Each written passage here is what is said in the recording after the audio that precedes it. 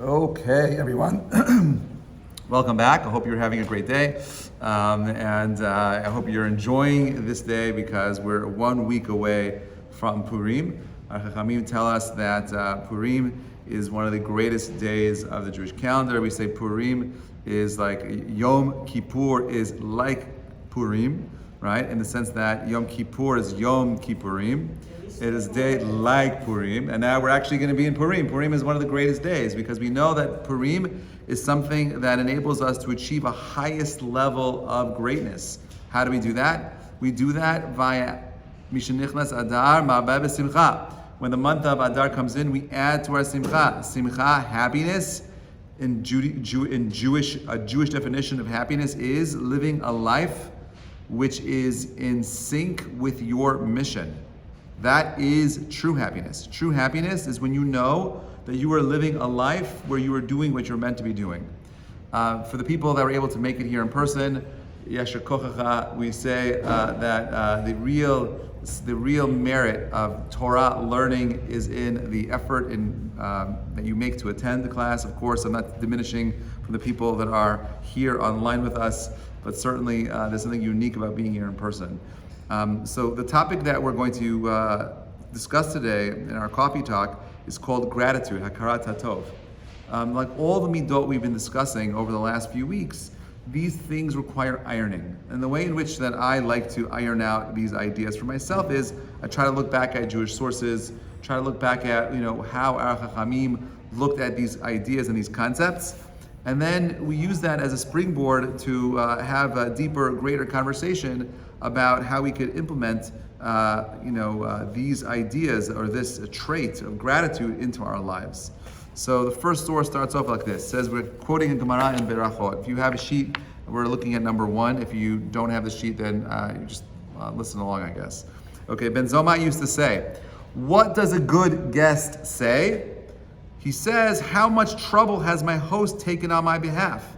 How much meat has he set before me? How much wine has he set before me? How many cakes has he set before me? And all the trouble he took was only for my sake. But what does the bad guest say? What trouble has my host taken? I ate 1 piece of bread, I ate 1 slice of meat, I drank 1 cup of wine, and whatever trouble my host experienced was only for the sake of his wife and his children. Meaning, there's 2 kinds of people that come to your home. One kind of person recognizes all the details that you went through. Oh wow, you put out those nice dishes, you put out that beautiful tablecloth, the fancy china, the silverware. Wow, look at that. She hand rolled her kibbeh, and she's put all that effort into making the whole entire meal not just taste good but look good. And there's another kind of guest, what's the big deal? She was just doing it to show off. There was nothing real there except for her own self-aggrandizement, and that is an ungrateful guest. 2 kinds of people. We have a quote in the next source from Tehillim, and we say like this, a psalm for praise. Raise a shout out for the Lord, all the earth, worship God in gladness, come into his presence with shouts of joy, acknowledge that the Lord is God. He made us and we are his people, his flock, his tens. Enter his gates with praise, his courts with acclamation. Praise him, blessed his name, for the Lord is good. His steadfast love is eternal. His faithfulness is for all generation. Okay, what are we talking about over here? We're talking about that every single one of us, Melech David, King David, is teaching us that there's 2 kinds of people. There's a kind of person that lives through life being ungrateful, and there's another kind of person that says, you know what, I'm going to choose to respond to the world that I live in the most positive way that I possibly can. And therefore, my day, my life, my reality is predicated on the idea that God loves me. And even though I'm going through hardships, and even though I'm going through a hard time, I still recognize all the good that God has given me, even through the hardship. So he says all the hallelujahs as a way of praising Hashem for everything that he has. That is an avodah, meaning it doesn't come natural to us to be grateful. Children are born selfish. Young adults are only consumed with their own selves, their own identity. They're somewhat narcissistic. But as we become adults, we recognize that staying in a state of narcissism, of selfishness, is bad. that there's something beautiful and profound to becoming selfless. That's how we become adults. How do we become adults? By having hakarat hatov, by feeling the sense of gratitude. Perkei Avot says, Ben Zoma would say, who is a wise, Ezu Chacham, Halomen Mikol Adam. Who is the mighty, as a Gibor? One who controls his passion. Ezu Ashir, he who is happy with his lot. Who is honored? He who honors others.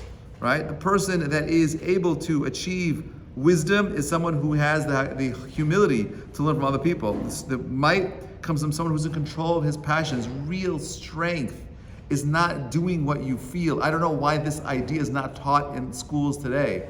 Every single child should know this particular Mishnah by heart, right? That strength comes from not lifting up weights or doing amazing physical feats, but it's about being in control of your passion and your desires. That's real strength. And happiness has nothing to do with the material wealth or the dollars and cents in your bank or the stocks that you have or the big homes that you have or the vacation you go on. But real happiness is measured on just being able to be grateful for the things that you have. How many people do we know that have so much wealth and have zero happiness? And my friends, it comes from their inability to appreciate the things that they have. If you have all the money, and you have all the wealth, and you have all the health, and you don't appreciate the things that you have, you're not going to be besimcha. You're not going to be happy. You're just going to be miserable. How do you start finding simcha? Start working on having hakarat tov. Have a hakara, a moment, an awareness of just feeling the sense of gratitude in your heart, and it'll overflow into the rest of your lives.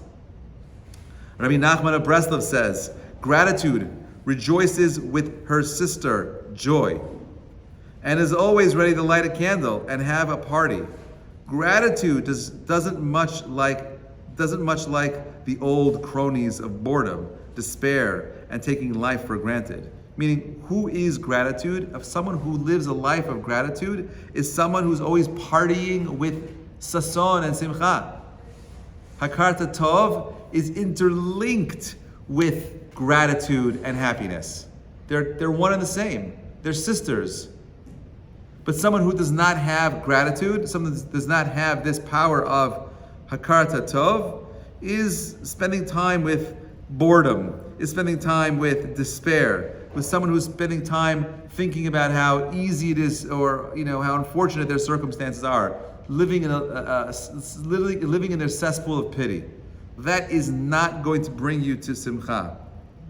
Rashi says as follows: Amar el Aharon, say unto Aaron, he says, because the river had protected Moshe when he was cast into it, therefore it was not smitten by Moshe, right? Or neither the plague of blood nor the frogs, but it was written smitten by Aharon, right? Amar el Aharon. Why was Aaron asked to perform the nisim, the miracles, certain miracles in Egypt? Because the water, that's right, Moshe was protected. He was saved by the water, and therefore Moshe had to have a gratitude. Do we have to go that far? Is this crazy? Like, Rabbi, why can't he perform a miracle for God on the water? What does that mean? It saved him. Yeah, this is a powerful lesson that even things like water, inanimate objects, right? You have to have a hakarat tov for. How far do you go? By the way, do you have a hakarat tov right now? For those of you that are sitting in a chair, do you feel grateful for the chair's ability to hold you up? That you're not standing right now, that you have a seat? Do we spend time appreciating the small things? If we're not going to bring those things into the forefront of our mind, we lose opportunities of bringing more simcha into our lives. Rabbi Menachem Mendel of Kutsk, the Kutsker Rebbe, he says as follows. He says, he replaced a pair of worn out shoes, right? He would neatly wrap up the old ones in a newspaper before placing them in the trash, and he would say, how can I simply toss away such fine pairs of shoes that have served me so well all these past years? Do you do that? Or do you feel like, I gotta get new shoes, and like, boom. But here, Menachem Mendel Kutsk is teaching you that if you want to feel hakarat tov, you need to stop and appreciate the fact that your shoes carried you through the world around you. That the shoes protected you, they kept you warm, they kept you dry, that they kept you from getting calloused feet.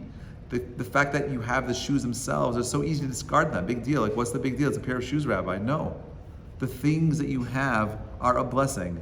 And I want you to know, given this war that the Russia and the Ukrainians are in right now, and with all the supply chains issues that we've had until now, it's going to only get worse. There's no better time than right now to start working on Hakarat Tov, because we're going to see things that our grandparents saw in the previous generation in terms of supply chain issues. We're going to have hardships that the previous generation had that we haven't experienced in a long time. We were blessed to live in a time in history which was relatively calm and beautiful. My kids, I hope they get to see what I saw as a kid, because I grew up in a world of security and abundance. But it looks like the world is changing.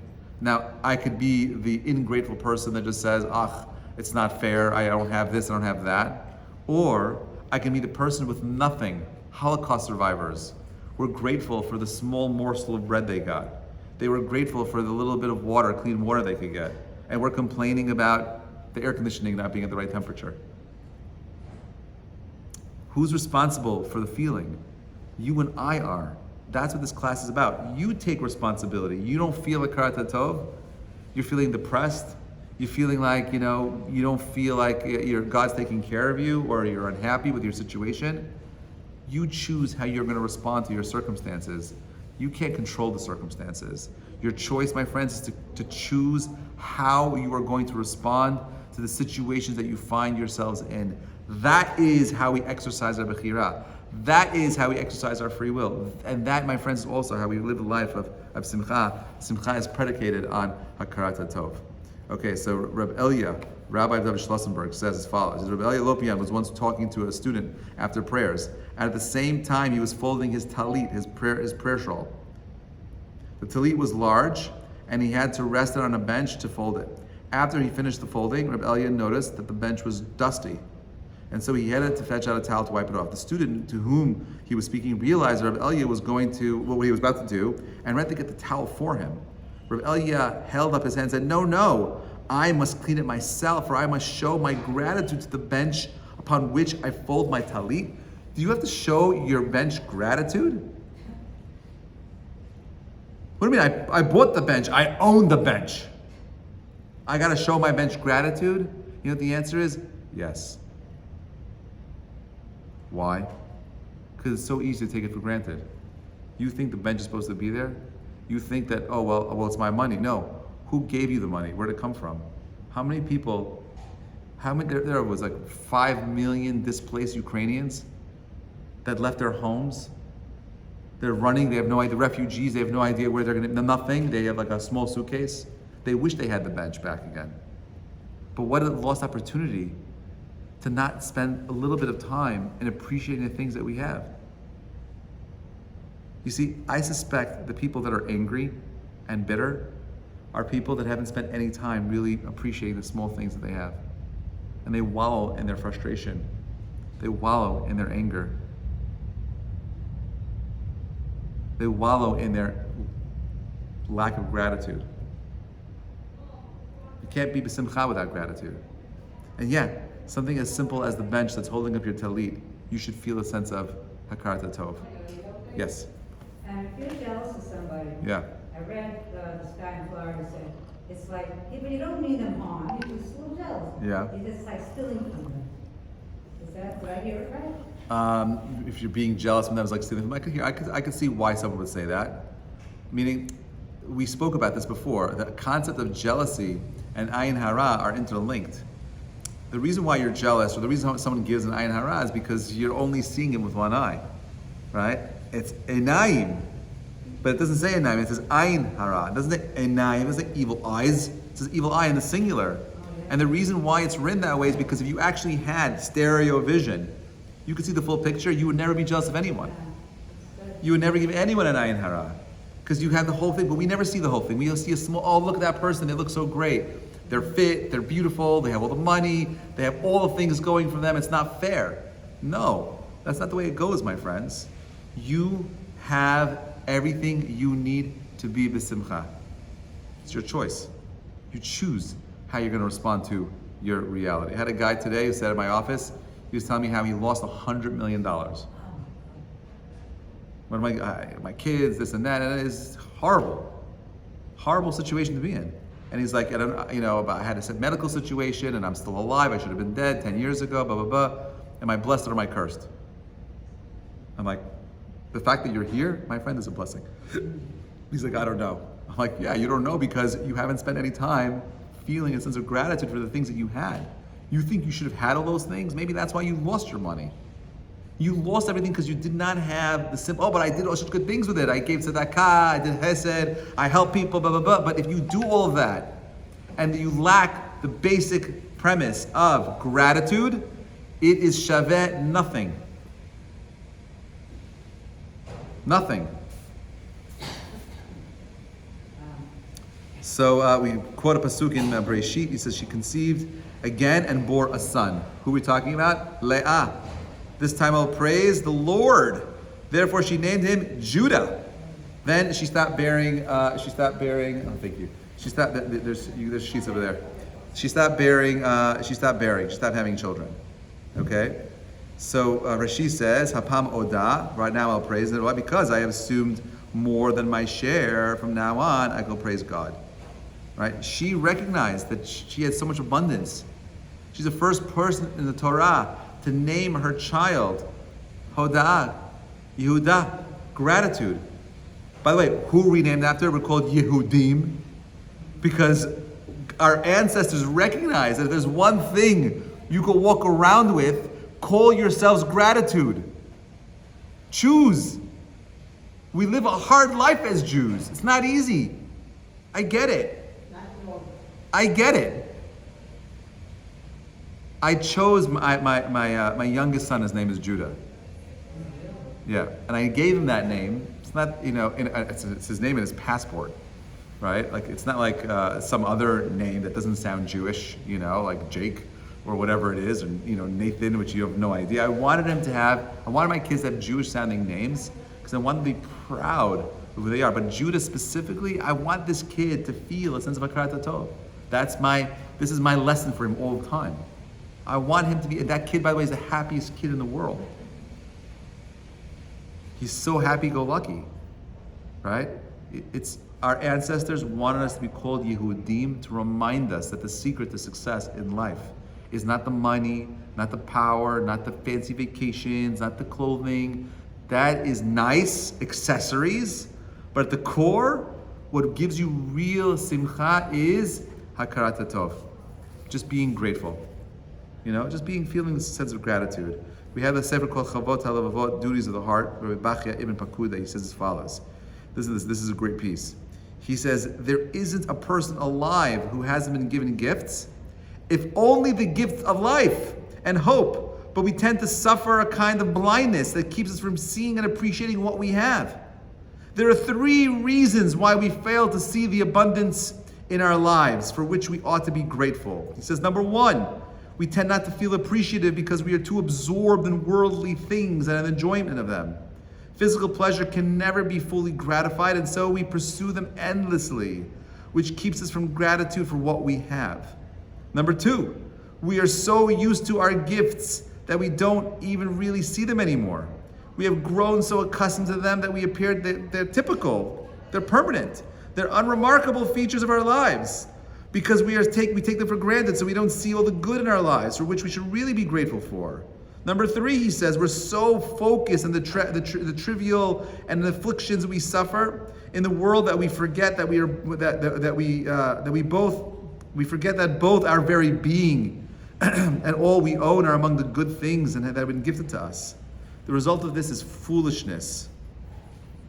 Is there any good left? There's nothing there. Is that any good things are left unenjoyed, and the happiness to be had from it became tainted either because people do not recognize the good in it or don't realize their value. How powerful is that? This is what I've been saying. He said this, by the way. This is written 700 years ago. It's a davar pashut, simple thing. The old people in the old world understood this. You remember your grandparents? They had nothing. They were happy. No complaints. They had no air conditioning. They had a little fan on in their room. I'm like, Grandma, what are you doing? I'm dying in here. No. You're not dying. You don't know what it's like to be dying. It's okay. Thank God I have a fan. I appreciate it.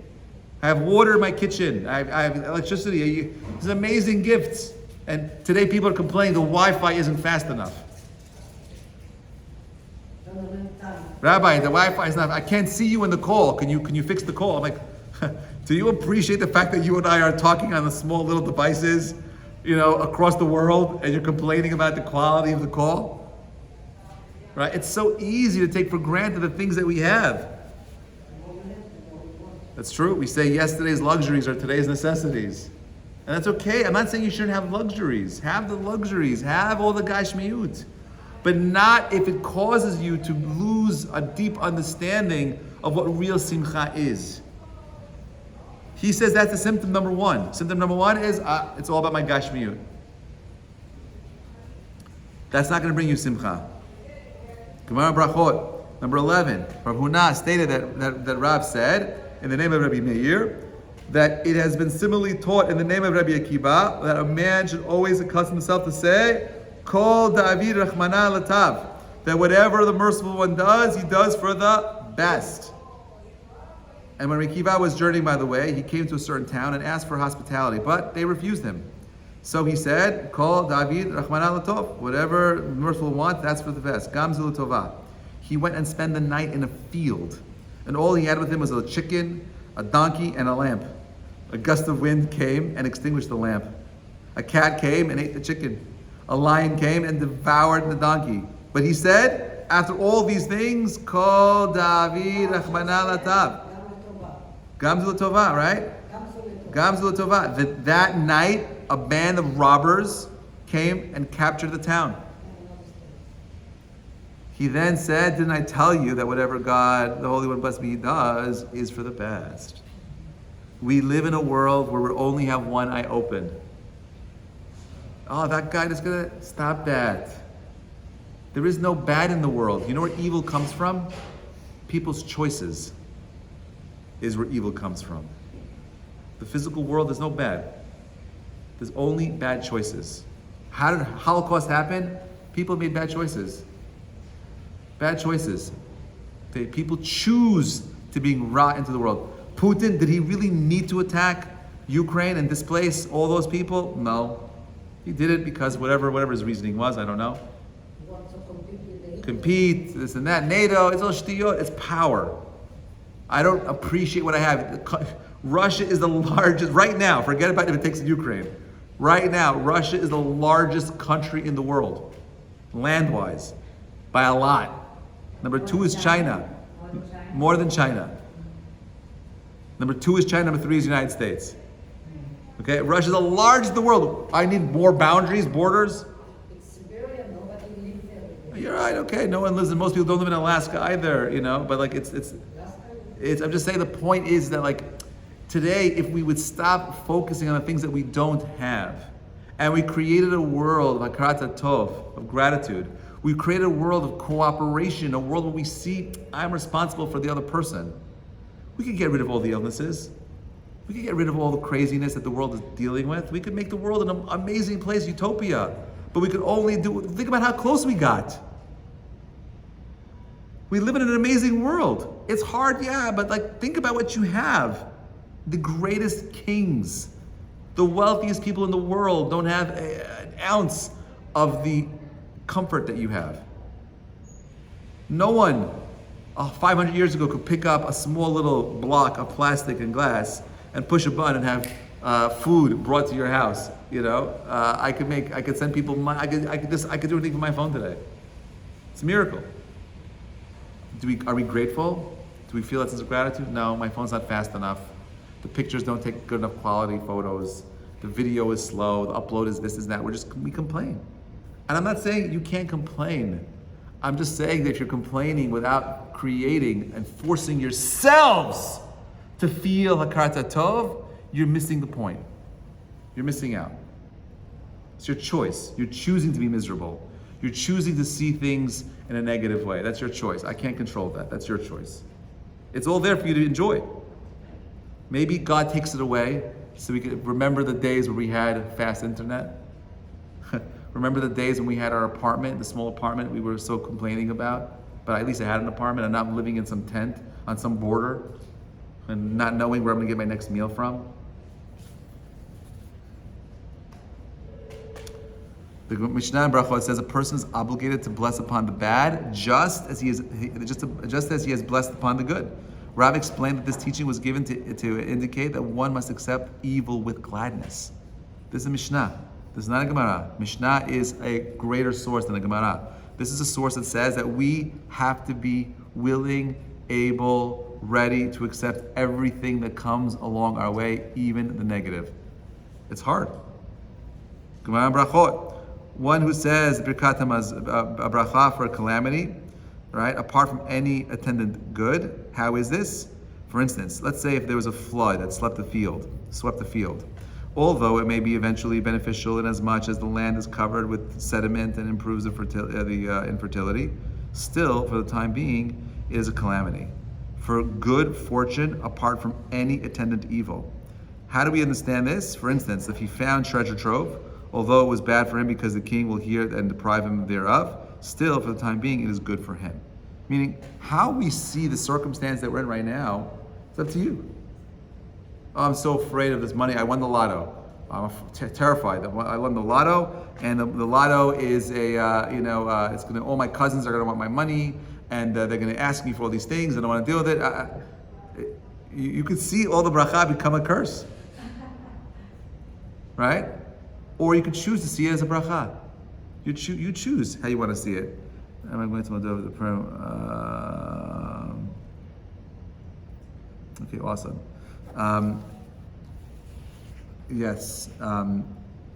If those of you who are able, Hannah, who's in the group right now, she's going to go to Moldova, and she's working with United Hatzalah to help orphans and to help the refugees over there. So if anyone wants to help, you can email her directly at hannah.hrmn@gmail.com.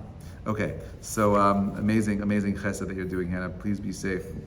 All right, so the Gemara in Tanit says as follows. It was said about Rabbi Nachum of Gamzu. This is an amazing story. You're familiar, but listen to the details. He says that he was blind in both eyes and withered in both hands. He had no axe in his hands. He had an amputated in both his feet, right?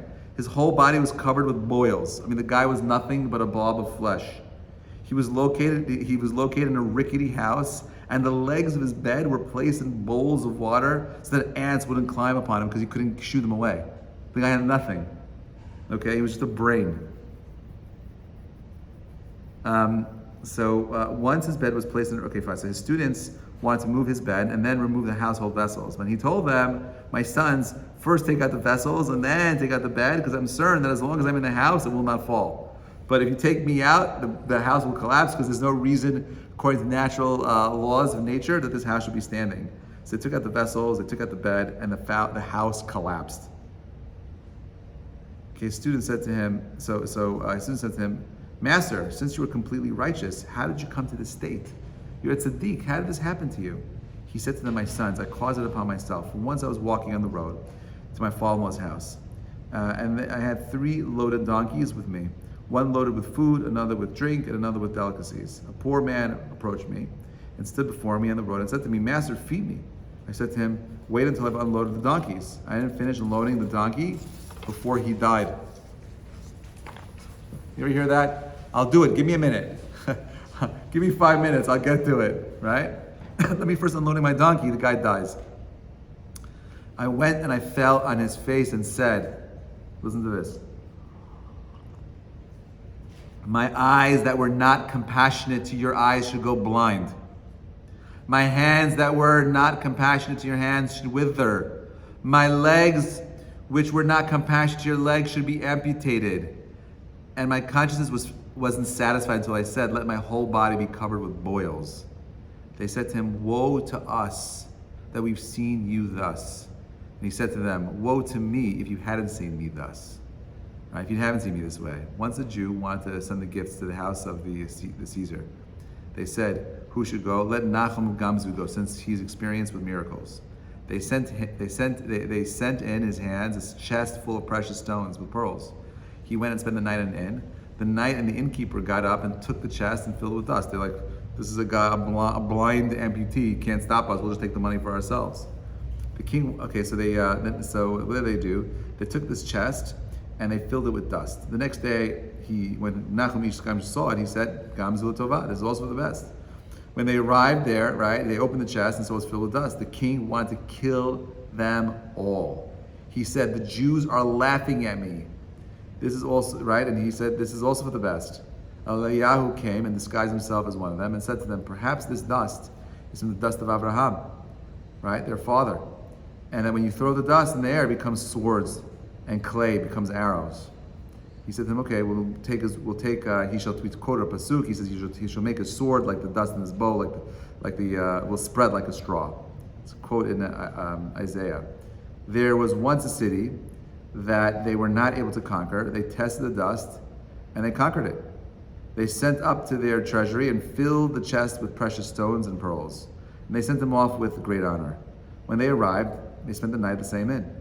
And they said to him, what did you bring with you that they treat you with so much honor? He said to them, I brought them only what I took from here. They demolished their inn and brought it to the house of the king. And they said to him, the dust that came from they gave you was from us. They tested and it did not work, and they were all killed. Right? You see, if you see, this is the point of the story. Forget about whether or not the story is true, it's irrelevant. What's the point of the story?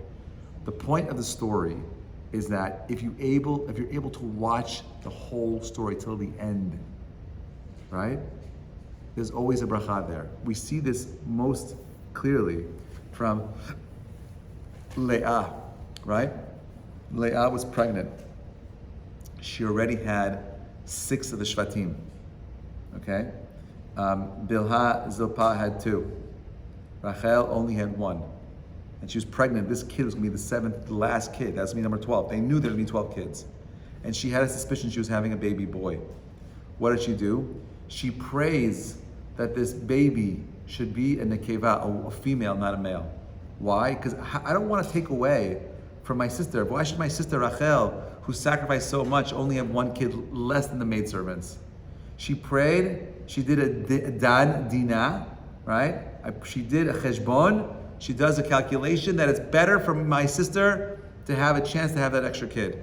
So what does she do? This baby is a girl. Baby girl. Dina is born. What a sacrifice. She could have had the majority of the Shvatim, an overwhelming majority of the Shvatim, right? And Rachel could have been left with 1, but she does this cheshbon nefesh. She does an accounting of her soul and says, no, I'm not going to do this to my sister. I'm going to pray that this is a girl, right? So what happens? Dinah is born. Okay, she goes out to see the field of Shechem, and we know the story. She's raped, she's abused, she's mistreated. So if we stop the story there, Rabbi, what kind of a God do you believe in? It's disgusting. This is how she's rewarded? Leah makes this ultimate sacrifice and prays for a girl, and then she's raped. And not that she has that rape has a child, right? Dinah's pregnant from that rape. What's the baby's name? Baby's name is Osnat. Midrash tells us that. Okay, so Osnat is born, right? And not only that, the Shvatim say we don't want this baby girl walking around the house. She's too much of a reminder of the pain and the insult. So they send her out to Egypt. Who ends up adopting her? Potiphar. Potiphar. Yosef meets her in Potiphar's house. Right? So what ends up happening? So you just stop the story there. Rabbi, this is a horrible story. Why do we teach this? Like, why is this part of our heritage, our history? Like, isn't this something we want to bury? And the answer is no. The one thing that Jews know more than anyone else is, like, relax. Sometimes time has to pass for you to see the whole picture. Right? Time has to pass. So what happens? Yosef is sold as a slave to Egypt. Who ends up buying him? Potiphar. Who does he meet? This young woman in their house. Okay, it was a locket that says Bet Yaakov on it. He realizes this girl is a Jewish girl, ends up marrying his niece. That's not where the story ends. The story ends with this. They had 2 children. What were their names? No, that's Moshe. Ephraim and Menashe. Right, Ephraim and Menashe. Right, so Ephraim and Menashe are born. 2 children. So, okay, very nice. Leah makes a sacrifice, okay? and Dinah is raped, and eventually this girl that was born from this rape marries Yosef. Amazing. But that's not where it ends. It ends further. When Yaakov is giving the brachot to the Shvatim, what does he say? He says, Reuven, Ephraim, Menashe, Ke, Reuven, and Shimon. As a matter of fact, they got Shvatim. Yeah. So the sacrifice that Leah made for one Shevet ended up giving her 2. But if you ended the story very early on, you wouldn't see that. All you would see is the negative. You think that your lives, the pain and suffering was for naught. It's all gam zu l'tova. If you can't be grateful for the things that you had, and sometimes we have it good, and sometimes we lose that good. Sometimes we have the clarity, but if we don't allow ourselves to create a space where we feel a sense of gratitude, we will never have simcha in our lives. This month is a month of Adar. The month of Adar always comes before the month of Nisan. What's the adjective that's associated with the month of Nisan? Freedom. Cherut. What's the adjective associated with the month of Adar? Simcha.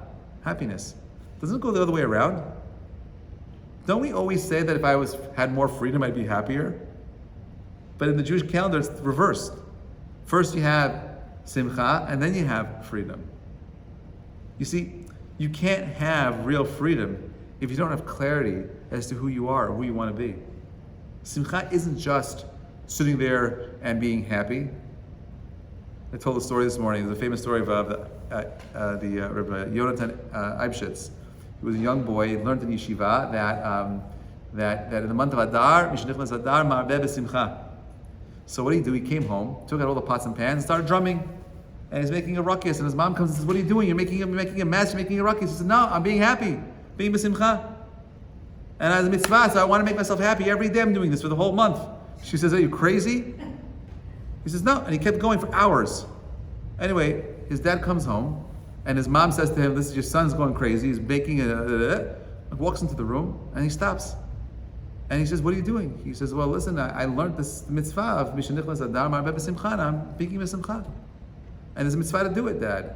So he says, "Okay, well, why'd you stop?" He says, "Because I also learned when it says Mishanichnas Av Mema'atim B'Simcha." When your father comes in, or the month of Av is the month where we mourn the loss of the destruction of the temple. We reduce our joy. So there's a pun over there. It's a joke, right? Anyway, okay, fine. So I lost that. But the idea is very simple. What's that? It's a cute joke. It's a cute joke. So again, I'm giving you the background.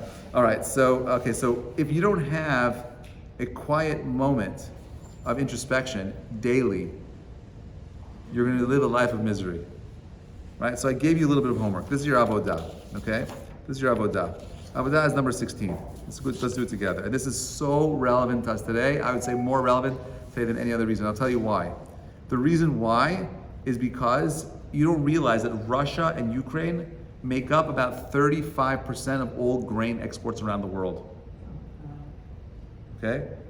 Think about what that's going to do to supplies, pricing, and so on and so forth. Do you know that today in Los Angeles, gas is over $7 a gallon? Today. It's going to get worse. Ready? Let's do the Hakarat Tov. This is what we need. Okay, we need to do this together. Ready? It says like this. Envision a farmer plowing a field from morning till night.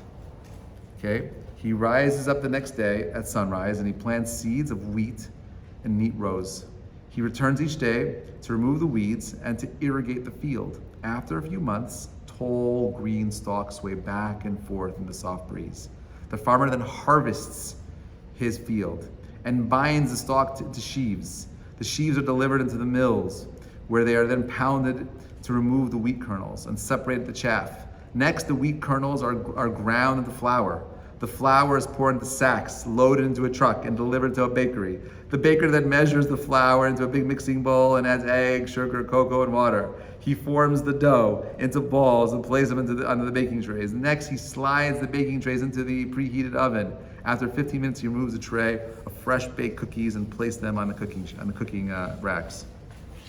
Soon, after the worker arranges the cookies in boxes and loads them into the truck, The driver delivers the cookies to the market, which you purchased the cookie, and you are now holding it in your hand. Okay? Think about that for a minute. Every time you're about to eat a cookie, how much effort went into making it? Think about the things that you have. Think about what it takes to make the little things that we have. I make a phone call, the caterer brings me the food. I call the florist, boom, the florists are there, right? And then we complain about how we want things done in a particular kind of way. Again, you're entitled to want things done in a particular kind of way. But it can't come at the expense of you not being mindful and recognizing the depth of everything that had to happen to give you this unique thing, right? We're going to be living in, we grew up, I'm saying this, it sounds so crazy. We grew up in a world of abundance. There was no chisaron. Pantries, supermarkets were always filled. This is the first year I've ever walked into it in my life. I walked into a supermarket and I see empty shelves. I never saw that, never saw that growing up ever. Empty shelves. Does it get better or worse? I don't know. All I know is that what matters most is my attitude. If my attitude is not gratitude, you knew that was coming, I'm never going to find happiness.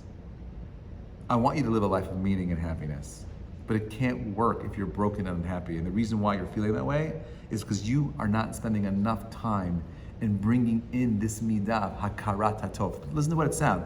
The word hakarat hatov. What does the word hakara mean? So how does that recognition come from? Where does that come from? Is it automatic? To recognize someone, you have to put your eyes, you have to see, you have to make a calculation, there's effort on your part. There's no automatic hakarat tov. If we don't teach our children to have hakarat tov, they're not going to have hakarat tov. And if we don't work on bringing hakarat tov into our own lives, we're not going to have hakarat tov. We know that the world is complicated, right? But the way in which we make a world of complication and darkness flip into a world of light and hope is by recognizing the beautiful things that we have and appreciating them. With that, I'm confident you will be able to feel what true freedom is like on Pesach. Pesach's freedom begins with humility. The matzah, I take it, I don't want something inflated, I want something deflated, no ego. I'm clear about who I want to be and where I want to go, and now I'm asking Borei Olam to help me get there. May we be blessed to see the final Geula together. Yerushalayim b'mehera b'yameinu. May we be able to live a life of simcha, and recognizing that simcha comes from our ability to have the hakarat tov necessary to bring tov into the world. When we bring tov into our own lives, we bring tov into the world around us and the lives of the people around us. Have an amazing day. Have a Purim Sameach. If we don't see you next week, looking forward to continue the conversation with Bezrat Hashem next week. Thank you so much for coming, everybody. Thank you. Pleasure.